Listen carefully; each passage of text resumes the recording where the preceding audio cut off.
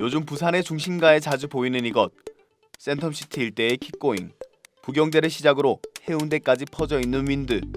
이미 서울과 수도권에서 선풍적인 인기를 끌고 있는 공유 전동 킥보드는 공급이 수요를 따라오지 못한다는 업계의 말이 거짓말로 느껴질 정도로 빠르게 성장하고 있습니다. 한국교통안전연구원은 2022년이 되면 국내 마이크로 모빌리티 시장이 20에서 30만 대 수준까지 커질 것으로 예측했고, 그 규모가 약 6천억 원 수준이 될 것이라고 전망했습니다. 사용자는 스마트폰으로 바로 검색하여 편리하게 이용하고, 업체는 교통체증과 친환경적 요소를 내세워 폭발적으로 성장하고 있는 공유 전동 킥보드 업계는 이미 세계적인 추세로 자리잡지만, 그 이면에는 안전과 관리의 문제가 함께 자리잡고 있습니다.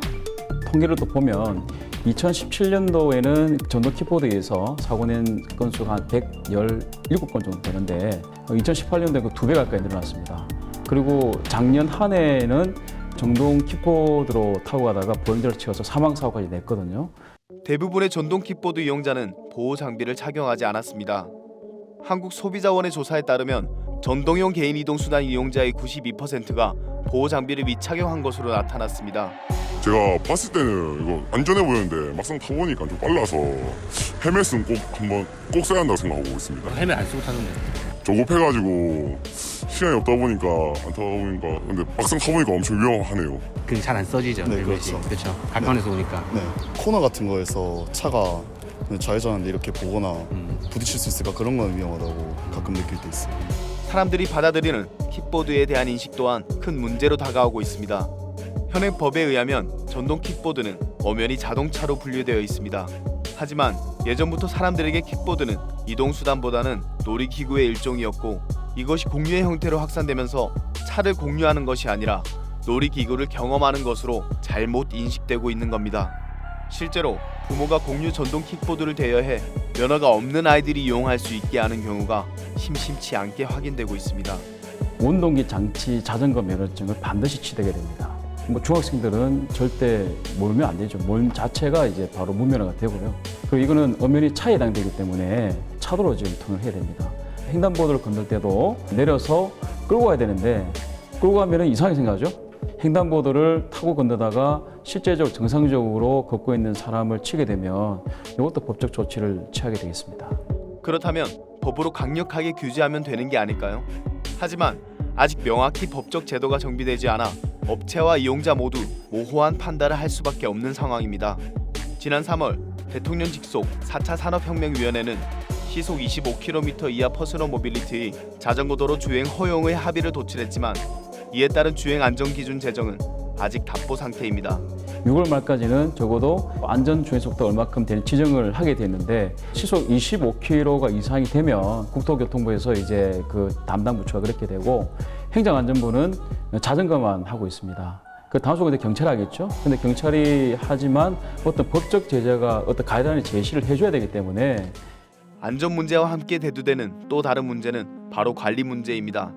이용자는 사용 후 특정 장소에 반납하는 것이 아니라 이용이 종료된 장소에 세워두면 되기 때문에 보행길을 비롯해 곳곳에 쓰러져 있고, 또 가속 장치와 제동 장치가 불량일 시 다음 사용자가 불량 상태를 바로 알 수 없어 사용에 불편을 겪는 경우도 있었습니다.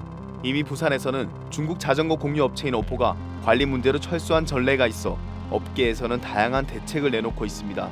국내에서는 심부름 대행 서비스 라이더에게 관리를 대행시키거나 편의점에 반납할 수 있는 방안을 내고 있고, 공유 전동 킥보드의 원조격인 버드는 이용자가 전동 킥보드를 찾아 충전 및 관리를 하면 일종의 보상을 지급해 버드 헌터라는 새로운 직업이 생길 정도로 다양한 방안이 제시되고 있습니다. 회사 입장에서 그거를 이제 관리한다 그러면 이용자는 좀 편하겠죠. 근데 그런 측면에서 봤을 때는 이용하는 사람한테 비용도 같이 증가가 되거든요. 그래 따지면 외국의 한 사례처럼 이용한 사람이 그것도 충전을 해주고 관리를 한다면 그만큼 할인해주는 방식도 하나의 아주 좋은 예가 될 수 있는 부분이거든요. 근데 이제 여기서 문제가 뭐냐면 그 너무 이제 후자에 포커스를 두면 의식이 또 다 되지 않은 부분도 있거든요. 초창기는 이제 업체가 관리하는 게 조금 제 생각에는 맞고요. 그리고 굉장히 좀 되다 보면은 가격이 문제가 되거든요. 이런 측면에서는 그 다음 단계 스텝은 바로 이용자가 그것을 같이 관리하는 것도 하나의 또 경쟁력이 있지 않느냐 이런 생각을 하고 있습니다. 사회가 발전하면서 새로운 분야는 생기기 마련입니다.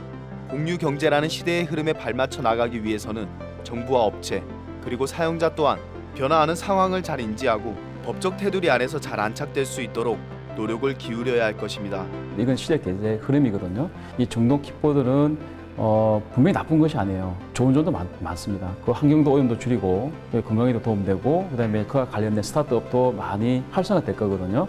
그러면 뭐 2차 창출도 될 거고 그다음에 차 막힌 것도 많이 그 방지가 되는 부분이기 때문에 빨리 정비가 됐으면 좋겠고요. 그리고 이용하시는 분들은 반드시 지금 현행법이 어느 정도 되는지 그리고 이용할 때는 안전사고를 유의해야 되기 때문에 안전보호대라든지 이런 것들을 반드시 구비해서 이용을 해야 될 것 같습니다.